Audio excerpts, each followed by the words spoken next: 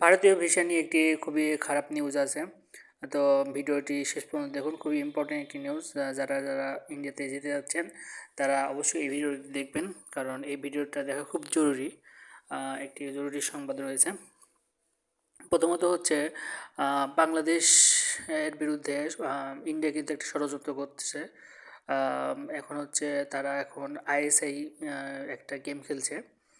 তো যে কোনো বাংলাদেশি যে আছে, বাংলাদেশি যারা ভারতে গমন করবেন, তাদেরকে ফাঁসিয়ে কিন্তু তারা আইএসআই জঙ্গি বলে অভিহিত করবেন, অভিহিত করবে এবং একটি তারা জঙ্গি হিসাবে প্রমাণ করবে।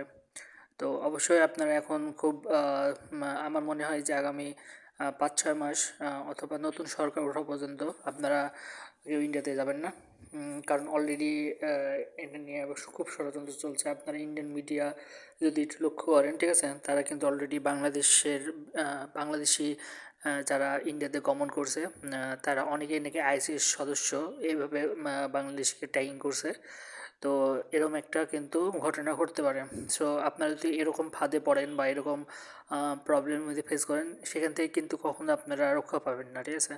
সো আমি আপনাদেরকে সতর্ক করছি, আপনারা কখনো মানে সামনে যায়েন না। আপনারা হয়তো অন্য দেশগুলো ট্রাই করতে পারেন, বাট আপাতত আপনারা ইন্ডিয়াতে যাবেন না। এই হলো বিষয়। তো এটা শুধু আমি ইন্ডিয়ার নিউজ দেখে বলছি না, ঠিক আছে। সো বাংলাদেশের বিভিন্ন যে গোয়েন্দা সংস্থা আছে, তাদের সাথে কথা বলেছি। তো তারাও জানিয়েছে তারা কিন্তু বাংলাদেশে নাশকতার প্ল্যান করছে এবং বাংলাদেশে যে জঙ্গি আছে এটা প্রমাণ করা, মানে বহির্বিশ্বের কাছে এটা প্রমাণ করার ট্রাই করছে। ইভেন বাংলাদেশের জঙ্গি, বাংলাদেশের মানুষ বা বাংলাদেশের জঙ্গি ইন্ডিয়াতে প্রবেশ করছে। এই জন্য আজকে আম, আপনার একজনকে মেরে ফেলছে বিএসএফ এবং তাকে জঙ্গি উপাধি দিয়েছে, ঠিক আছে। সো আপনারা অবশ্যই এই বিষয়টা খেয়াল রাখবেন। আমি চাই না যে বাংলাদেশের কোনো নাগরিক কোনো হেনস্থার শিকার হোক বা কোনো প্রবলেম পড়ুক বা কোনো বিপদে পড়ুক। সো আমি চাই যে আপাতত আপনারা ইন্ডিয়ান ভিসা একটু দেখে শুনে যাবেন।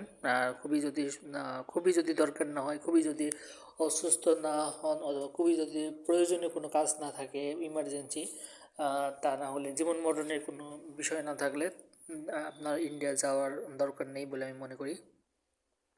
তো এই ছিল আপডেট। ধন্যবাদ, ভালো থাকবেন সবাই, আল্লাহ হাফেজ।